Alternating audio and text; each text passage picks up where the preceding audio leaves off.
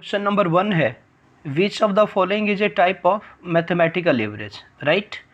इसमें से कौन सा जो है वो मैथमेटिकल एवरेज है।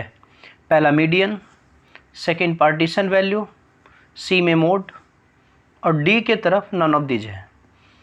तो इसमें मैथमेटिकल एवरेज क्या है बताएं ज़रा।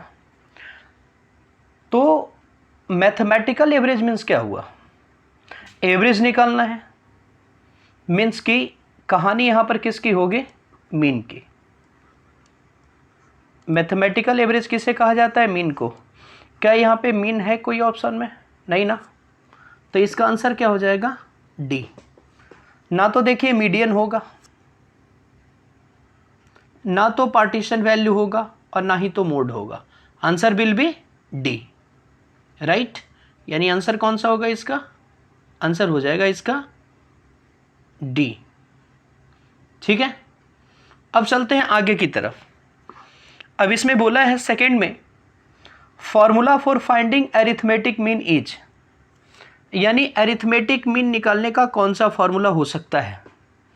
देखो जो ऑप्शन ये आपका ए है वो बिल्कुल गलत है, ऑप्शन सी बिल्कुल गलत है, और ऑप्शन जहां तक डी की बात है तो देखिएगा एक्स बार इक्वल टू, ये देखिए ये बिल्कुल ही उल्टा दे रखा है फॉर्मूला, और बी वाला जो देखते हैं वो सूटेबल आंसर है। मीन्स ये कि इसका जो राइट आंसर होगा वो बी होगा। ओके, चलते हैं अब आगे की ओर। आगे देखना अब क्या है, तीसरा नंबर क्वेश्चन कह रहा है कि arithmetic mean of this items 579 1520, ये ट्रांजेक्शन्स हमारे पास है, ये आइटम्स दे रखे हैं सीरीज का। अब इसका कह रहा है मीन बता दो, तो हम लोग मीन कैसे निकालेंगे। देखो फॉर्मूला तो पता है ना हम लोगों को कि X bar is equal to sigma X upon का एन होता है। तो अब इसमें क्या है, जितने भी एक्स दिए हुए हैं 5 7, देखिए यहाँ पे 5 7 9 15 20 सबको जोड़ लेते हैं।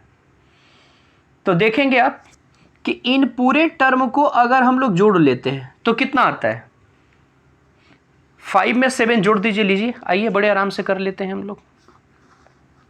लीजिए 5 प्लस 7 प्लस 9 प्लस 15 और प्लस 20 अपॉन, करिए ये 1 2 3 4 5, यानी ये जो नंबर ऑफ टर्म्स हुए वो कितने हो गए, 5 हो गए। इक्वल करो, अब देखिए 5 प्लस 7 कितना होगा 12, और 12 प्लस 9 क्या होगा 21, 21 में 15 अगर सम करिएगा जोड़िएगा तो कितना होगा 36, 36 में 20 जोड़िएगा तो 56। इसका मतलब है कि 56 अपॉन क्या करोगे 5। अब डिवाइड करो, तो 56 को अगर आप 5 के साथ डिवाइड करते हो तो 5 वन जा क्या हो जाएगा बच्चे, 5 हो जाएगा। यहाँ पर क्या हो जाएगा देखो, फिर से मैं इसको दूसरी तरफ कर लेता हूँ, है ना। यहाँ कर लेते हैं हम लोग, क्या था 56 को 5 से डिवाइड कर दो तो 5 वन जा क्या हो जाएगा 5, ये क्या हो जाएगा यहाँ कॉपी 6, अब 5 वन जा क्या हो जाएगा 5, और ये क्या हो गया 1, पॉइंट लगाओगे 0, अब 5 टू जा क्या होगा 10, कट गया ये, यानी 11.2 कहाँ पर है, तो आंसर हमारा क्या होगा सी होगा। यानी कहने का मतलब ये है कि इस थर्ड नंबर क्वेश्चन का करेक्ट आंसर जो होगा वो सी होगा, ठीक है। अब चलते हैं आगे की तरफ, अब चलते हैं आगे की तरफ। देखो क्वेश्चन नंबर 4 क्या कहना चाह रहा है। क्वेश्चन नंबर फिर कुछ इसी प्रकार का क्वेश्चन आ गया है। इसने क्या बोला, arithmetic mean of this items 10 15 x 20 30 is 20। लीजिए इस सीरीज का, देखिए इस क्वेश्चन को बड़े अच्छे से पढ़िए कि 10 है 15 है x और 20 30 is 20, मतलब कोई सीरीज है। देखिए आप क्या करो, इसमें देखना है ध्यान से कि यहाँ पे 10 को प्लस करो 15 को प्लस करो और x को प्लस करो, 20 को प्लस करो, 30 को प्लस करो और अपॉन कर दीजिए कितने से, ये देखिए ये 10, 1 2 3 4 5, यानी n इजिकल टू क्या है 5 है, नंबर ऑफ टर्म्स कितना है 5 है। Then result will be, result कितना आ रहा है हमारा 20 के बराबर है। कितने के बराबर है 20 के बराबर। मतलब 10 15 और x 20 30 को मिला दिया जाए यानी मीन निकाल दिया जाए तो रिजल्ट विल बी क्या होता है, रिजल्ट हो रहा है हमारा 20।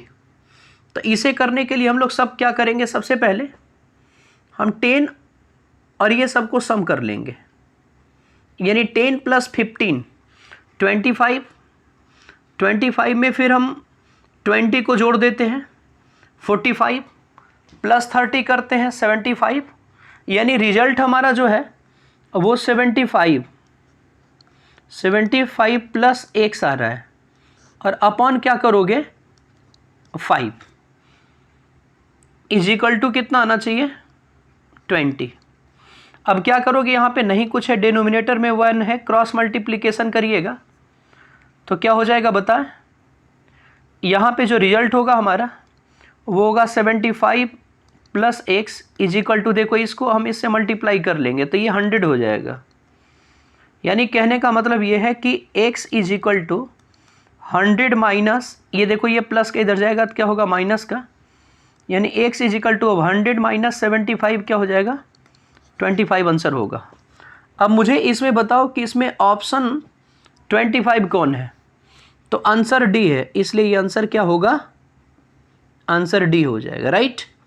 अब चलते हैं आगे की तरफ। क्वेश्चन नंबर 5 कह रहा है why which of the formula is combined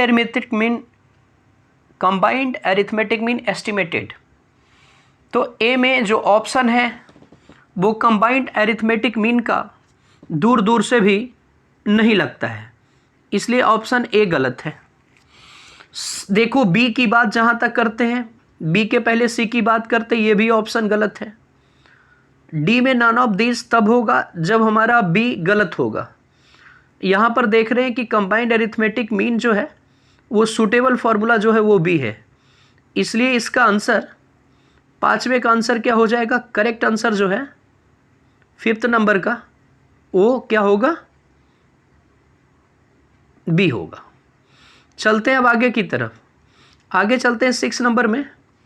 अब इसने बोला है कि अरिथमेटिक मीन, क्या बोला है, arithmetic mean of a series is 15 if 5 is added in all the items of series.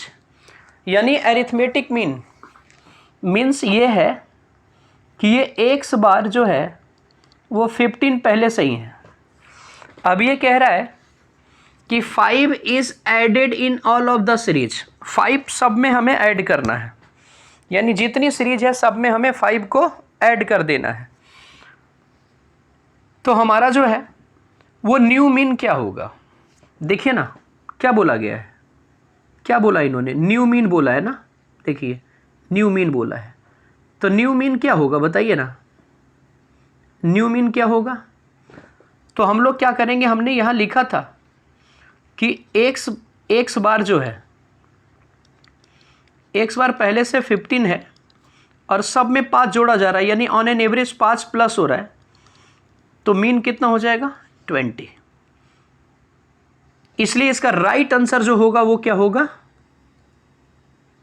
D, sorry इसका जो राइट आंसर होगा वो होगा, कौन सा होगा, राइट आंसर बी, चूंकि 20 किस में है, बी में है। ओके, चलते हैं अब आगे की तरफ। नेक्स्ट क्वेश्चन कह रहा है 7 number, what is the formula of arithmetic mean through assumed mean method in individual series. तो इंडिविजुअल सीरीज में एज्यूम्ड मीन मेथड से फॉर्मूला हमारा कौन सा सुटेबल है, देखो ए बिल्कुल नहीं है, बाकी बात रह गई एज्यूम्ड मीन मेथड से, तो ये बिल्कुल नहीं, सी भी बिल्कुल नहीं है, और डी जो है वो डिस्क्रीट सीरीज का, यानी डी भी आंसर गलत है। इसका राइट आंसर क्या है, बी होगा, राइट। इसलिए यहां पे हम टिक क्या लगाएंगे, बी के ऊपर। अब चलते हैं आगे की तरफ। देखो क्वेश्चन नंबर 8 कह रहा है विच of the following is not A measure of central tendency. इसमें से कौन सी ऐसी चीजें हैं जो मेजर ऑफ सेंट्रल टेंडेंसी नहीं है। मीन्स देखो डी ऑप्शन से चलते हैं, मीडियन बिल्कुल नहीं है, मोड बिल्कुल नहीं है, मीन बिल्कुल नहीं है। क्या मैं ऐसा सही कह रहा हूं? तो ये जो मैं बोल रहा हूं बिल्कुल गलत बोल रहा हूं मैं। इसमें मेजर ऑफ सेंट्रल टेंडेंसी, आप बच्चे ध्यान रखिएगा, मेजर ऑफ सेंट्रल टेंडेंसी के अंदर क्या क्या आता है देखिएगा। अब राइट आंसर सुनिए, मीन भी आता है, मोड भी आता है,